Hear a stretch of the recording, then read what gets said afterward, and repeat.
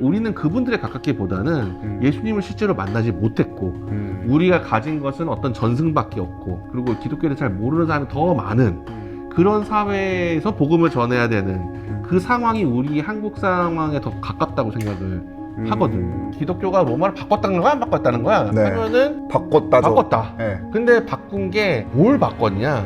달리 말하면 제가 보기에는 커먼 센스를 바뀌었다. 네. 커먼 센스가 뭔데? 그러면은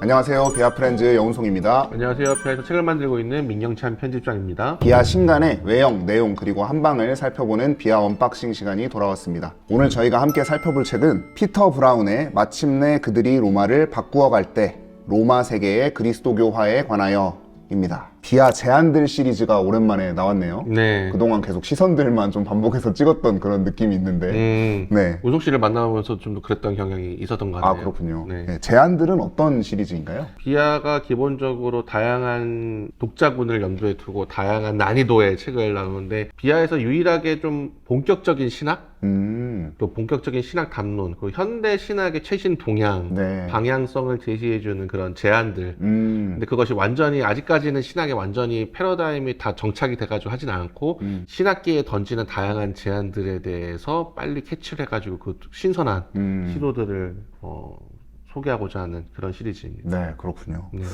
제목이 좀 특이합니다. 마침내 그들이 로마를 바꾸어 갈 때. 네. 근데 이게 이전에 내셨던 제안들 시리즈 네. 그 책이랑 좀 겹쳐 보이더라고요. 네. 네, 그래서 제가 갖고 왔는데 네. 로버트 루이스 윌켄의 그리고 로마는 그들을 보았다. 네. 입니다. 요거 두 개가 좀 연관성이 있나요? 제 마음속에서는 이 두 개가 연작이에요. 네. 로마 시대 그리스도교 일종의 3부작 정도를 생각하고 있는데 오. 그 과정 중에서 이 책이 이제 연작 중에서 두 번째 책이고 그리고 로마는 그들을 보았다가 네. 첫 번째 책이라고 할 수 있습니다. 그래서 원래는 네. 요번 책은 네. 마침내 그들은 로마를 바꿨다. 아. 이렇게 할 생각이었어요. 네. 그래서 사실 제목을 먼저 지어놓고 아, 네네네네. 네, 그에 맞는 책을 어떻게 보면 찾는 건데 아, 약간 지난번에 사순절 부활절 맞추신 것처럼 그렇죠. 이번에도 네. 그리고 로마는 그들을 보았다. 네. 마침내 그들은 로마를 바꾸었다. 네. 이렇게 하시려고 하셨군요. 그렇죠. 원래 그렇게 해서 제 나름대로 또 제가 굉장히 이제 관심 있게 보던 피터 브라운을 찾아서 마침 딱 그 주제에 부합하는 책이 있길래 네. 했는데 막상 또 본문을 들여다보니까 내용이 생각보다 좀 더 복잡하더라고요. 아. 그래서 확정형으로 하면 안 되겠다. 아, 바꾸었다로 하면 안 될 것 같고. 바꿨다로 하면 안 되겠다. 그래서 네. 좀 과정 진행형인 걸로 바꿔서 마침내 그들이 로마를 바꾸어 갈 때 이렇게 좀 더 약간 뭐 시적인 좀 약간 그런 느낌을 주어서 제목을 정하게 됐습니다. 이 제목을 정함에 있어서부터 상당히 고민을 많이 하게 만든 그런 책이었군요. 네. 원제는 근데 또 Authority and the Sacred, 네. 뭐 권위와 성스러움 막 이런. 어떻게 보면은 이 제목, 그러니까 마침내 그들이 로마를 바꾸어 갈 때 이러면 너무 나간 제목 아니냐. 근데 제가 보기에는 똑같은 내용을 다르게 표현한 거예요. 마침내 기독교가 로마를 바꿀 때 어떤 부분을 건드린 거냐. 제가 보기에 피터 브라운이 권위와 성스러움을 건드린 거다. 네. 성스러움에 대한 상상과 네. 권위를 작동하는 방식을 바꿨다가 이 피터 브라운의 이 책의 골자잖아요. 그러니까는 뭐 책 보시면은 알게 될 겁니다. 근데 좀 더 독자의 시선을 끄는 제목은 권위와 성스러움이라기보다는 약간 이런 식으로. 그렇죠. 예, 아무래도 좀 뭔가 좀 상상하게 하고 여지를 남겨두는 그런 제목인 것 같아가지고 저도 굉장히 제목이 특이하다고 생각을 했었습니다. 로버트 루이스 윌켄의 그 전작, 이 책과 또 디자인에서도 굉장히 좀 유사하면서도 뭔가 극적인 요소가 조금 있더라고요. 그렇죠. 지금 저희가 실물을 갖고 있지는 않은데 아마 여기에 띄워주시지 않을까 하는 생각이 있는데 로버트 루이스 윌켄의 전작에서는 이 십자가가 이게 그 콜로세움 구석에 약간 그 약소하게 이렇게 있어요. 그렇죠. 변방에. 근데 이번에 피터 브라운 책에는 콜로세움 뒤에 아주 웅장하게 이렇게 전면에 등장해 있는 좀 이런. 그리고 로마는 그들을 보았다 보시면 알겠지만 그 예전에 언박싱에서도 소개했지만 지금 표지를 의도할 때는 이게 그 책 내용이 다루는 시점이 정식 제도로서의 기독교도 아니죠. 완전 초창기. 예수 운동부터 시작해서 그것이 로마 세계에 들고 나와서 어떻게 보면 이제 제도로서 그리스도를 잡아가기까지의, 그러니까 1세기부터 한 4세기까지의 과정을 로마인들의 눈에 비친 그리스도가 어땠는지를 재구성한 책이잖아요. 게다가 뭐 우리의 그 짧은 로마사 상식을 하면은 그 1세기부터 4세기까지가 어떻게 보면은 그 전까지는 민주정이었던 로마가 이제 카이사르 이후에 아우구스투스가 이제 황제가 이루고 난 다음에 제정 로마가 돼서 제정 로마가 돼서 본격적으로 로마 제국을 그래서 완전 위용 그런 뽐내던 시기 아니에요. 근데 거기서 사실은 그 제국이 한창 빛을 발할 때 이스라엘이라는 듣보잡인 약간 거기에서도 듣보잡인 동네에서 시작된 운동이 결국에는 이 로마를 바꾸는 그게 시작된 거잖아요. 네. 그래서 그걸 표현하기 위해서 이 콜로세움을 굉장히 웅장한 콜로세움을 그리고 그 밑에 조그마한 십자가를 그쵸. 했던 건데 아주 가녀린 십자가를 그렇죠. 근데 우리 이제 마침내 그들이 로마를 바꿔갈 때는 이미 이제 어떻게 보면은 그리스도교는 이제 정식 종교가 됐고 로마 세계를 네. 실제로 바꿔갈 정도의 세력을 꼭 결과적으로 이제 바꾸기까지 했는데 처음에 이제 표지를 원래 고민했던 거는 콜로세움이 완전 박살 나고 약간 콜로세움의 잔해 위에 네. 십자가가 웅장히 딱 서 있는 그런 거를 생각했는데 내용을 보니까 그렇지가 않은 거예요. 아, 약간 제목도 확정형이었다가 네. 과정으로 바꾼 것처럼 그렇죠. 원래 구상도 네. 콜로세움이 다 무너져 있고 십자가가 영광스럽게 네. 되어 있는 거였는데 네. 좀 약간 병존하는 그런 그쵸. 느낌으로다가 이번에 갔군요. 그렇죠. 왜냐면은 생각만큼 로마가 그리스도교화 되는 과정이라는 것이 그렇게 순식간에 하루아침에 바뀐 게 아니었고 네. 굉장히 미묘하고 복잡한 과정을 거쳐서 네. 이루어졌다고 하는 게 이 책의 핵심이기 때문에 그렇게 섣불리 한쪽의 승자와 패자를 선명하게 나눌 수 있는 그림을 네. 안 되겠다라고 네. 생각이 들었고 그거를 반영했고 저 때는 되게 이 음영도 네. 되게 분명했어요. 그러니까 뭐냐면은 되게 웃긴 거지만 로마의 그 하루가 전승이 될 때 네. 그때 이미 해는 지기 시작한다. 절정일 때 해가 지는 느낌. 네. 여기서는 미약하지만 해가 뜨는 느낌. 그쵸, 빛이죠, 여기에. 네. 근데 여기서는 어느 게 뜨고 어느 게 지는 건지 약간 애매한. 네. 그냥 실제로 그렇네요. 네. 네, 감을 잡을 수 없는 시점으로 잡았어요. 네. 그래서 어느 게 우이고 뭐 이렇게 누가 누구를 덮고 누가 누구를 뭐 하고 이런 거를 확정 지을 수 없는 그런 느낌을 표지해 주려고 했습니다. 네, 이렇게 벌써 제목과 표지 디자인에서부터 뭔가 조금 미묘하고 복잡한 네. 그러니까 확정 지을 수 없는 그런 느낌을 주는 네. 그런 책인 것 같습니다. 그러면 저자 피터 브라운 이분은 또 어떤 분인지 소개를 해주셔야죠. 피터 브라운 드디어 이제 종종 저희가 비하에서 내놓는 것 자체가 굉장히 자랑스럽다. 네네. 우리가 이제는 이 정도 급수의 학자를 다룰 수 있게 됐구나. 다룰 수 있다라고 하는 몇몇 학자들이 있죠. 이를테면 뭐 로아니아스도 저희의 그 대표 저자기도 하고 네. 또 한편으로는 뭐 야로슬라프 펠리칸 정도를 볼 수 네. 있겠는데 제가 보기에는 이제 피터 브라운도 그 중에 한 명이라고 할 수 있을 것 같고 피터 브라운은 기독교계를 넘어서 인문학계 전체에 영향을 미친 사람 중에 하나인 20세기를 대표하는 로마 시대 연구자, 로마 연구가라고 할 수 있습니다. 역사가죠. 역사가죠. 네, 아일랜드 출신이라고 되어 있네요. 네. 1935년생이신데 지금도 살아계시더라고요. 네. 그래서 제가 이 피터 브라운을 처음 접한 거는 그 두꺼운 아우구스티누스 전기 그거 되게 유명하잖아요. 네. 아우구스티누스를 연구하는데 반드시 읽어야 되는 그쵸. 필독서 중에 하나로 네. 저는 그 정도로 피터 브라운을 알고 있었는데 그게 사실 출간된 지 60년이 됐는데 여전히 아우구스티누스에 대한 가장 좋은 전기로 네. 평가를 받죠. 후기 고대사 연구라는 새로운 지평을 연 역사가로 평가받고 네. 오늘날 고대 후기 연구는 그가 만들어 놓은 지적 지도 위에서 움직인다라고 할 정도로 뭔가 새로운 판을 깔아놓은 그런 그쵸. 좀 급수가 높은 그런 네. 분이시거든요. 왜냐하면 피터 브라운 이전에는 로마 시대 연구가 알게 모르게 에드워드 기본 태제 위에서 움직이고 있었던 거예요. 에드워드 기본. 로마가 제정기에 이르러서 오현재까지 시기까지 그렇죠. 어떻게 보면은 로마 문명이라는 어떤 서구 문명의 뿌리가 되는 것의 핵심을 이루고 절정을 구가하다가 이제 야만족의 침입으로 몰락하고 쇠락하는, 나서 네. 또 한편으로는 또 기독교까지 네. 그러니까 그 물적으로는 야만족의 침입으로 인해서 흔들리고 정신적으로는 기독교에 오염돼 가지고 망가져 가지고 네. 이제 중세라는 암흑기로 들어가게 그렇죠. 되는 그래서 서구 문명의 근간이 아주 안타깝게도 썩어 문드러졌다. 그 로마 제국 쇠망사라는 네.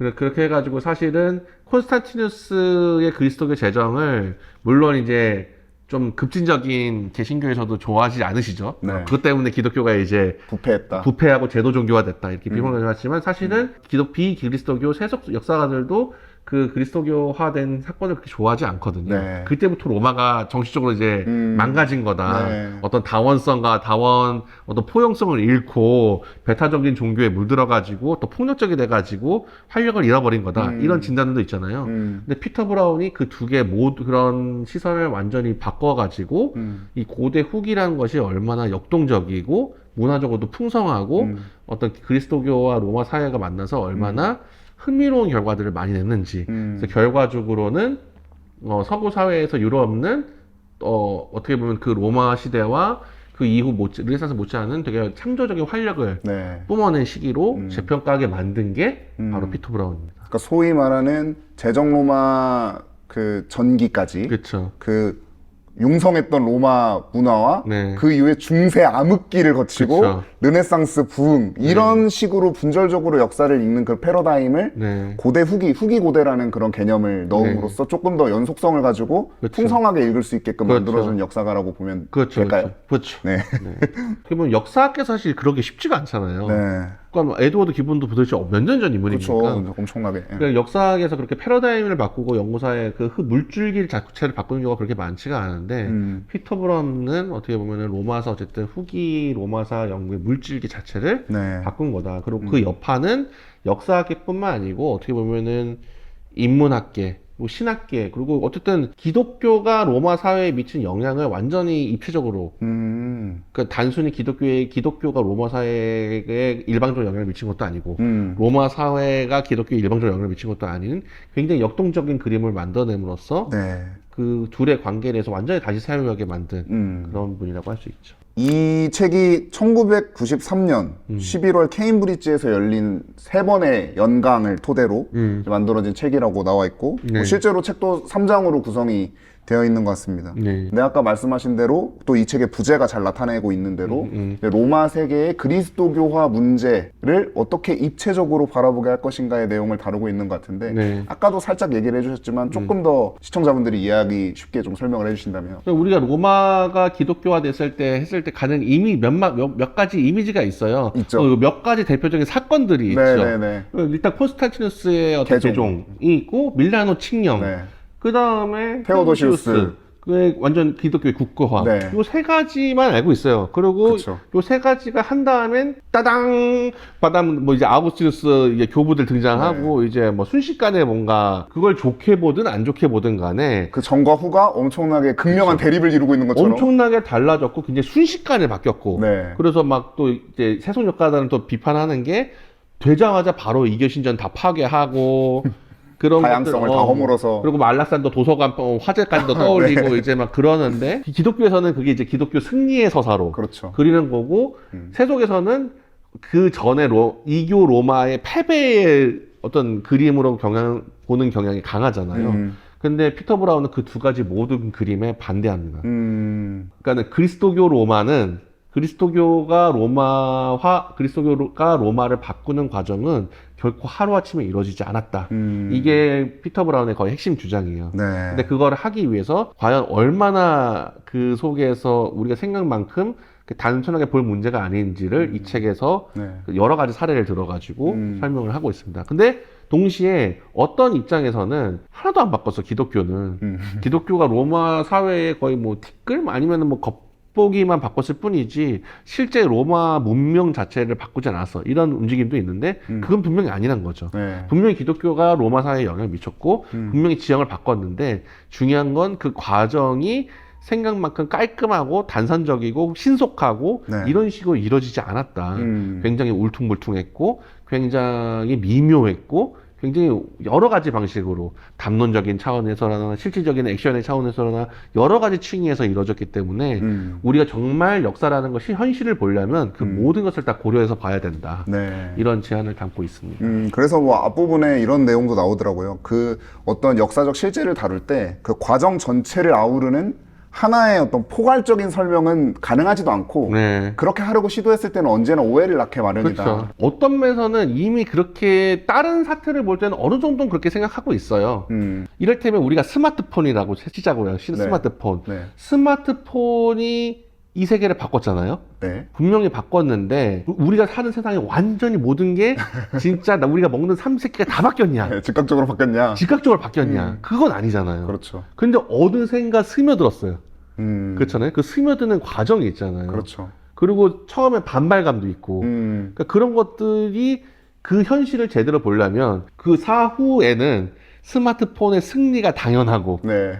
다 그 전에 다른 핸드폰이나 이런 것들 몰락이 당연한 것처럼 완전 필연성이 있는 것처럼 그렇게 그리고 싶어 하죠. 그리고 뭐 스티브 잡스나 그런 몇몇 천재들이 거의 다 한 것처럼 네. 그리고 싶어 하지만 실제로는 굉장히 여러 가지 국제적 작용과 여러 가지 분위기와 그걸 받아들일 수 있는 토양과 사용자들의 마음과 여러 가지를 고려해야지 그 당시 실제를 구성할 수 있잖아요. 네.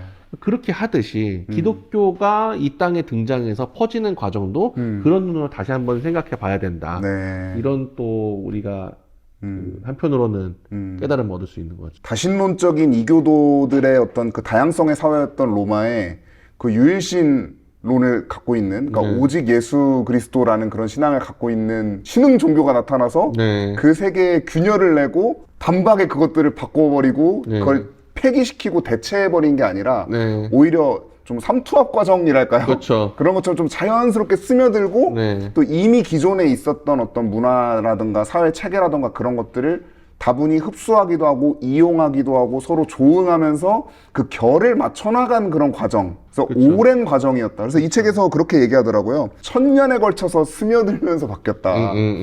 그런 얘기들을 하고 있는 것 같더라고요. 맞습니다. 뭐 가만 보면 또 비하는 이런 로마 세계와 그리스도교 사이의 어떤 관계 그리고 어떤 신앙과 세속 문화 사이에 어떻게 관계 설정을 할 건지 이제 그런 부분에 좀 집중하면서 책을 내시는 것도 없지 않아 있는 것 같다는 느낌이 있었거든요. 네네. 네. 여태까지 주로 이제 한국 개신교 도서들도 그렇고 어떤 천주교 도서들도 그렇고 암묵적으로 우리는 어떤 초기 교회다. 1세기 열풍이 네. 불었던 것처럼. 그렇죠. 그러면 초기 교회를 다룰 때는 보통 성서 시대에 그거를 포커스를 맞추는 경우가 많아요. 사도행전 2장에 나오는. 그렇죠. 그래서 사도행전에 그것을 제가 재구성 다시 그것을 재현하려고 하고. 근데 제가 보기에는 그런 활력은 금방 어떻게 보면은 에너지가 어떤 운동에서 에너지가 굉장히 고도의 응징력을 가졌을 때는 그런 활력이 있지만 좀 더 우리 인생에서도 그렇게 뜨거웠던 시절도 있지만 좀 더 우리에게 오랜 과제가 되는 거는 지리한 일상을 감내해 가면서 서서히 바꾸어가는. 네. 조직화되고 안정화되는 그런. 그렇죠. 그리고 우리 인생, 개인적인 인생에서도 그런 뜨거운 시기 말고도 더 중요한 과제는 그냥 시시각각 찾아오는 굉장히 평범한 일들 가운데 어떻게 우리가 그것을 묵묵히 감내하면서 네. 바꿀 수 있을 것인가의 문제가 더 중요하다고 저는 생각을 하거든요. 방향이 어떻게 보면 잘 보이지도 않을 때, 네. 미묘할 때, 선과 악이 되게 모호하지 않은 회색지대에서 어떻게 그리스도인으로서 선이라는 걸 이룰 수 있을까를 고민하는 게 더 중요한 과제라고 생각하는데, 초기에는 당연히 복음에 모르는 사람도 있고, 우리가 어떤 예수 사건을, 예수님의 부활과 이런 걸 봐서 성령까지 받았는데, 알리고 있다는 에너지가 충만한 그 시기는 직접, 그분들은 분명히 신앙의 불길로 타올라 있겠죠. 근데, 제가 보기에는 우리는 그분들에 가깝기보다는 예수님을 실제로 만나지 못했고, 우리가 가진 것은 어떤 전승밖에 없고, 성경과 전승과 이런 것들을 가지고 우리를 기독교라는 것을 잘 알지도 못하는 무수한, 그리고 그 나름대로 오랜 동안 역사를 갖춘 종교와 정치체제와 이런 것들을 가진 것, 그리고 기독교를 잘 모르는 사람이 더 많은 그런 사회에서 복음을 전해야 되는 그 상황이 우리 한국 상황에 더 가깝다고 생각을 하거든요. 우리는 예수님을 하다못해 도마처럼 예수님 이렇게 회복이라도 했으면은 네. 더 확실하게 할 수 있는데 우리는 그게 아니잖아요. 이 두 가지 과제가 동시에 있는 거죠. 우리가 알고 있는 그리스도교의 복음의 내용은 과연 정말로 무엇인가? 그리고 그것이 품고 있는 내용의 어떤 결들의 깊이는 어딘가를 다시 생각하면서 동시에 우리가 살아가는 이 세계는 어떠한 특성을 가지고 있고 어떤 식으로 우리가 관계 설정을 해야 되는가. 아직까지도 제가 보기에는 많은 분들은 되게 뚜렷하다고 생각하지만 사실은 한국은 굉장히 한국 시스템 자체가 정치체계도 마찬가지고 한국이 민주화된 게 1887 체제라고 하잖아요. 그렇죠. 그런 식으로 하면은 40년밖에 되지 않았고. 그렇죠. 그러니까 되게 젊은 체제에 한국 기독교라고 해봤자 아무리 길어봤자 150년이에요. 2000년 된 역사를 지닌 기독교 안에서 이 150년밖에 안 됐다는 건 굉장히 짧은 역사를 지닌 이 기독교가 이 땅에서 어떤 식으로 생명력을 발휘해야 되는가라는 문제는 여전히 미완의 과제로, 그리고 아니면 앞으로 계속 우리가 붙들고 늘어야 될 과제로 남아있고 그 시기를 가장 주목해서 유비적으로 네. 생각하기 좋은 시대는 사도행전의 시대라기보다는 로마 사회 그 기독교 시작된 지 한 100년부터 한 400년 어간 사이. 네. 그러니까는 AD 1세기에서 5세기 사이라고 생각을 하고 그 시기에 일어나는 일들을 좀 더 주목해서 많이 봐야 된다. 그렇기 때문에 제가 지난번에는 그리고 로마는 그들을 보았다를 보았고 이번에는 마침내 그들이 로마를 바꿔갈 때 해서 또 하나는 지금 벌써 한국 기독교가 150년밖에 안 되는데 개신교로 치면은 이미 막 엄청난 성장을 이루었고, 그러니까 되게 우리는 우리 스스로에게 이렇게 의미를 빨리 부여하려고 하잖아요. 그러니까 천만 기독교, 막 전도 폭발, 뭐 홍수. 근데 150년 사이에 또 이미 또 그것을 인구가 또 줄어들고 있고 네. 또 위기, 교회의 타락, 교회의 붕괴 이런 얘기가 또 많이 나오잖아요. 근데 그런 그렇게 해석을 하는 거는 당연히 우리의 자유고 그런 식으로 위기의식을 가져가지고 우리의 현실을 보는 것도 되게 중요하지만 제가 보기엔 좀 더 중요한 건 그런 것은 모두 다 어떤 의미로든지 좋게 보든 안 좋게 보든 의미화를 하는 거잖아요. 근데 그 의미화를 하기 전에 과연 실제 현실은 어떠했는가? 과연 진짜 기독교가 한국 사회와 이 한반도 안에서 기독교가 어떤 식으로 퍼져나갔고 어떤 식으로 이 문화 지형과 상호작용을 했는가를 좀 굉장히 냉정하게 그냥 하나님이 다 하셨다. 이렇게 하고 감사와 당연히 그런 것을 하지 말라는 얘기 아니고 그런 고백적 청원을 하기 전에 이 현실을 다시 한번 냉정하게 좀 볼 필요가 있다. 네. 그래야지 우리가 성공을 섣불리 성공이라고 얘기하지 않고 실패를 섣불리 실패라고 얘기하지 않으면서 네. 정말 제대로 된 미래에 우리가 무엇을 해야 될지를 과제도 다시 한번 좀 잡고 하루하루를 살아갈 수 있는 거 아닌가 그런 생각이 들고. 굉장히 심오한 이유를 갖고 계셨네요. 그러니까 저는 어쨌든 그러니까 다른 쪽에서 그런 거는 잘하니까요. 다른 출판사들에서 위기다 막 이러면서 뭐 이런 거는 잘하니까 저희는 좀 더 비하만이 할 수 있는 이 한국교회에 기여할 수 있는 거는 그런 신학화 의미화 이전에 어떻게 보면은 아까 방금 기독교가 갖고 있는 정말 진실된 이 깊이와 이건 무엇이냐 네. 이것이 다른 어떤 비하의 어떤 시선들이나 이런 책들을 통해서 한다면 제가 적어도 이런 역사책을 통해서 제가 하고 싶은 거는 과연 우리가 어떤 식으로 이 사회에 뿌리내리고 어떤 식으로 그 효과를 그리고 우리가 내리는 다양한 관계를 맺어야 되는가 그런 것들을 좀 냉정하게 좀 지켜볼 수 있는 반면교사 차가운 그 거울은 굉장히 투명할수록 좋으니까요. 네. 그 투명한 거울을 만드는 게 요 두 지금 그리고 로마는 그들을 보았다와 마침내 그들이 로마를 바꿔갈 때 요 2부작 그리고 아마 제가 보기엔 또 앞으로도 꾸준히 내려고 하는데 3부작으로 생각하고 계셨다고. 네, 네. 그 책을 통해서 하고자 하는 건 바로 그런 목표가 있습니다. 네. 그리고 보시면 알겠지만은 내용이 피터 브라운이 묘사하는 걸 내용을 보면은 굉장히 오늘날 어떤 모습과 많이 닮아 있다라는 기시감을 많이 불러일으키잖아요. 그렇죠. 네? 네. 우승님도 보시면 네. 알겠잖아요. 이게 뭐 입 밖으로 꺼낼 수는 없지만 하여튼 그런 게 볼 있습니다. 때마다 이거 어디서 많이 본 듯한 장면인데? 네. 근데 더 놀라운 거는 그 본 듯한 장면에 여러 가지로 사람들이 거기다가 그것이 옳다 그르다 많이 하지만 역사 속에서는 전혀 다른 효과를 그렇죠. 내네 이게. 그러니까는 우리가 얼마나 지금 현실 속에서 빨리 어떤 가치 판단을 빨리 내리려고 하잖아요. 근데 그런 가치 판단을 내리는 거의 위험성에 대해서도 그것이 결과적으로 이것이 뿌리 내렸을 때 지금은 되게 엉망진창한 걸 보여도 네. 생각보다 달리 생각할 수 있는 여지를 보여주는 면도 있고 그래서 좀 역사라는 굉장히 거대한 흐름 앞에서 우리가 막 일희일비하는 거에 네, 대해서 좀 네. 경계하는 면도 경계에 좀 겸손해져라. 네. 하나님의 역사라는 게 하나님이 이 땅에서 역사하신다는 게 그렇게 막 일희일비하는 방식으로 이루어지지 않는다는 또 교훈도 알려주는 책인 것 같기도 했습니다. 네. 뭐랄까요? 공통적으로 우리가 또 힌트로 가져갈 수 있는 거는 즉각적이진 않았다고 하더라도 또 이렇게 스며들듯이 그 로마 세계를 바꾸어 갈 수 있었던 그런 하나의 키워드 중에 하나가 어떻게 보면은 그 커먼 센스에 호소하는 그렇죠. 예, 그런 거였던 것 같아요. 네. 공통 감각을 기존에 있던 것을 잘 활용하고 살려서 네. 그것을 다른 방식으로 생각할 수 있게끔 네. 만들어내는 하나의 방식이라고 할까요? 그 피터 브라운이 저는 그 커먼 센스라는 말을 써서 얼마나 반거는지 모릅니다. 네. 뭐 오성님도 아시겠지만 비아의 목표 중에 하나가 그리스도인의 신앙의 공통 감각을 형성하는 건데 그 공통 감각이라 했을 때 그 커먼 센스 그거를 해줬기 때문에 근데 결국에는 기독교가 로마를 바꿨다는 거야 안 바꿨다는 거야 네. 하면은 바꿨다죠. 바꿨다. 네. 근데 바꾼 게 뭘 바꿨냐? 달리 말하면 제가 보기에는 커먼 센스를 바뀌었다. 네. 커먼 센스가 뭔데? 그러면은 여태까지 우리도 지금 이전에 30년 전에 커먼 센스와 30년 후 지금의 커먼 센스가 좀 달라졌어요. 그렇죠. 네.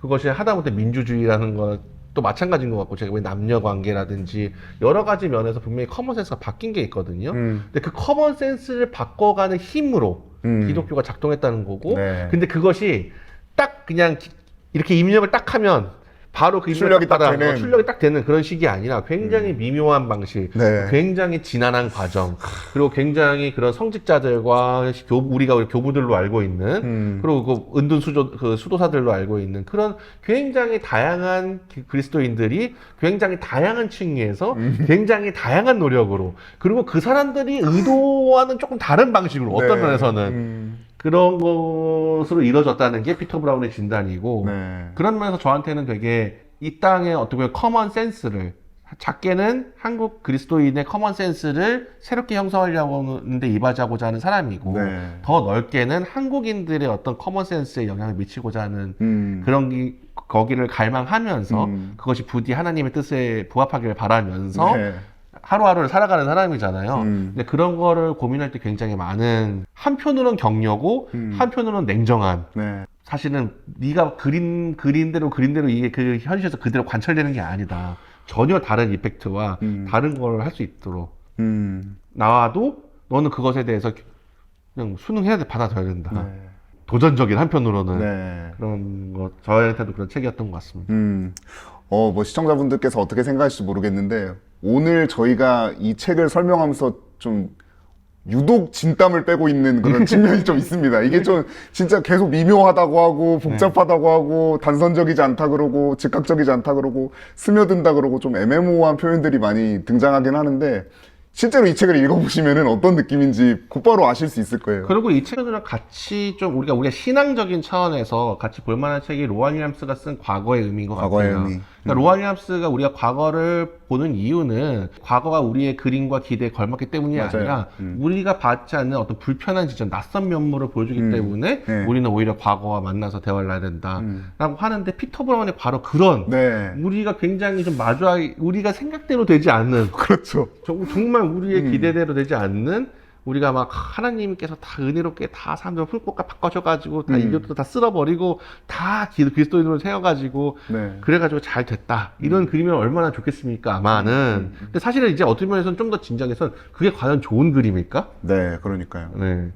과연 그런 식의 그림이 좋은 그림일까라는 생각도 할 수 있고 그러니까 과연 하나님께서 이 땅에서 역사하셔가지고 우리 한 사람 한 사람 인간사에 함께 하셔가지고 인간사를 변혁한다는 게 무슨 의미일까를 네. 좀 더 복잡 다단하게 그걸 생각해 볼 수 있는 점을 해봐야 된다는 점에서 이 책을 봐주시면 좋겠고 더불어서 비아의 과거의 의미도 같이 보시면 좀 좋을 것 네. 같다 그런 생각이 드네요. 그러니까 대다수의 그리스도교인들이 어찌됐든 그 로마가 그리스도교화 됐다는 사실 자체는 당연히 알고 있는데 그것들을 생각하는 또 나름의 방식들이 있단 말이에요. 그렇죠. 근데 이 책을 읽는다는 거는 네. 계속 내가 가지고 있는 어떤 상식 그리고 내가 기대했던 바를 계속 점검하게 만들기 때문에 좀 그 자체로 도전적이고 네, 네. 그 자체로 조금 읽기가 어떻게 보면은 좀 스스로 의심을 하면서 이제 읽게 되는 그런 책이기 때문에 네. 어떻게 보면은 우리는 우리 스스로에 대해서 인생에 대해서도 저도 이를테면 제가 비아 편집장이다, 비아 편집장이 되었다라고 했을 때 제가 그리고 있는 그림이 있잖아요.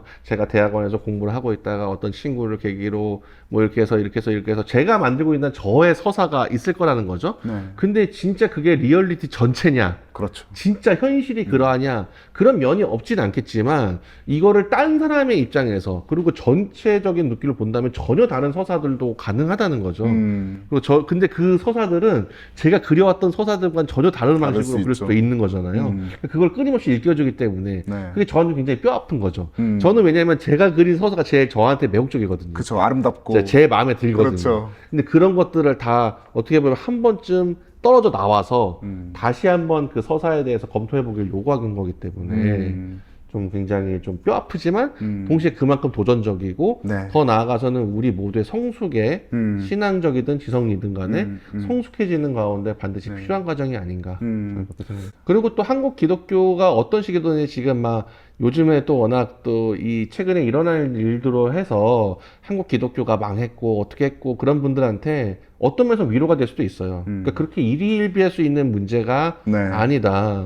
우리는 좀 더 긴 시간을 묵혀놓아서 네. 우리가 그 속에서 우리가 해야 될 일을 좀 더 긴 호흡에 걸쳐서 고민을 해봐야 된다. 네. 이런 걸 알려주기도 하는 책이니까 꼭 한번 모든 분들이 한번 보시면 좋을 것 같습니다. 네, 그럼 편집장님 이 책을 읽는 팁에 대해서 좀 설명을 해주시죠. 이 책은 기본적으로 우리가 모르는 인물이 굉장히 많이 등장합니다.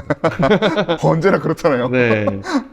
근데 저도 제가 스스로 제 스스로 이 초기 교회 사회에서 한국에서 꽤 관심이 많은 교부 시대. 네, 교부 시대에 대해서 네. 제가 굉장히 한국 안에서는 제가 보기에 농담 반 진담 반으로 그 한 50명 안에 들 정도로 관심이 높다고 생각하는데 네. 그런 저조차 모르는 인물들이 굉장히 많다.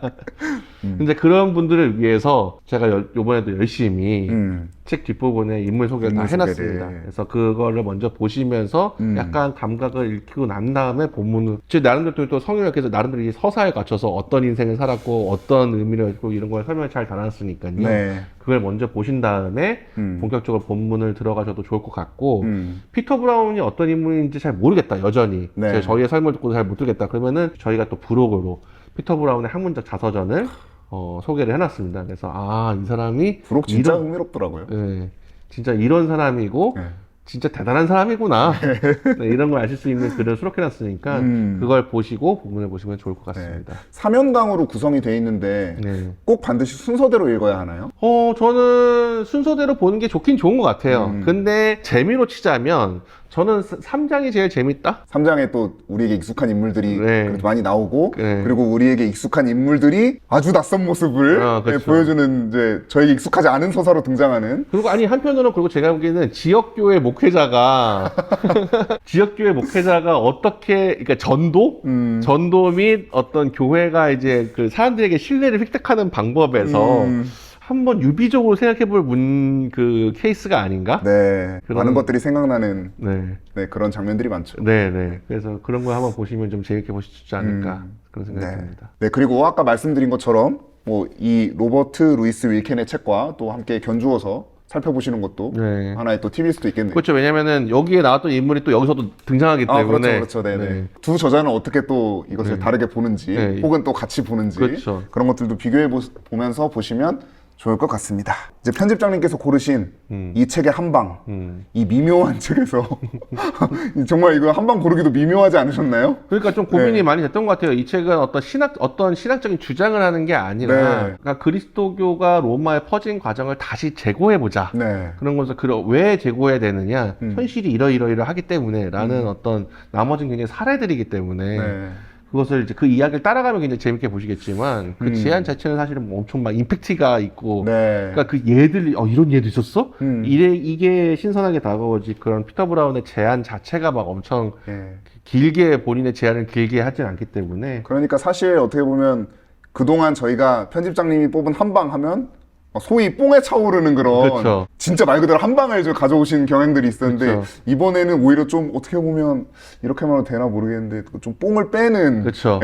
기름기를 빼는 우리의 거품을 빼는 그렇죠. 생각의 거품과 생각의 기름기를 군더더기 쫙 빼는 네. 책이기 때문에 그래도 그런 스타일을 보여주는 피터 브라운 문장을 꼽아보자면 결국엔 서문에 들어가면 나오는데 몇 쪽이죠? 11페이지입니다. 네. 역사가들한테 이제 새롭게 그리스도교 이 로마 시기를 다시 연구할 것을 제안을 하면서 이제 남긴 말입니다. 네, 부탁드립니다. 로마 세계에서 그리스도교의 발흥을 연구하는 현대 역사가는 당대 그 과정을 경험했던 이들이 남긴 단순한 해석, 문제를 간편하게 만드는 해석을 그대로 따를 필요가 없습니다. 312년 콘스탄티누스의 개정과 이후 급격한 변화에 직면하여 그리스도교인들과 이교도 모두는 상황을 설명하는 서사를 만들어야 했습니다. 그리스도교인들은 성공을 설명해야 했고 이교도들은 몰락을 변명해야 했습니다. 이 책의 첫 장은 4세기와 5세기 여러 그리스도교 공동체를 지배하던 그리스도교화 서사를 다룹니다. 그리고 사회 상황들과 사람들의 심성이 서서히 변화하는 과정을 살펴봅니다. 이러한 변화를 통해 라틴 세계에서는 기존의 승리 서사가 아닌 훨씬 더 냉정한 관점에 바탕을 둔 서사가 등장하게 되었습니다. 이 새로운 관점은 그리스도교 초자연적 승리에 만족하기보다는 그리스도교 세계에 여전히 깊이 뿌리내리고 있으며 영향력을 행사하던 과교 이교의 영향에 주목했습니다. 네, 지금까지 피터 브라운의 마침내 그들이 로마를 바꾸어 갈 때를 함께 살펴봤습니다. 냉철한 역사가의 시각으로 당대 로마 세계와 그리스도교의 상호작용을 다룬 이 책이 오늘날 우리의 형편을 돌아보고 또 지금과 미래를 대비하는데 조금이나마 도움이 되었으면 좋겠습니다. 그러면 저희는 다음 시간에 더 좋은 콘텐츠로 찾아뵙겠습니다. 감사합니다. 감사합니다.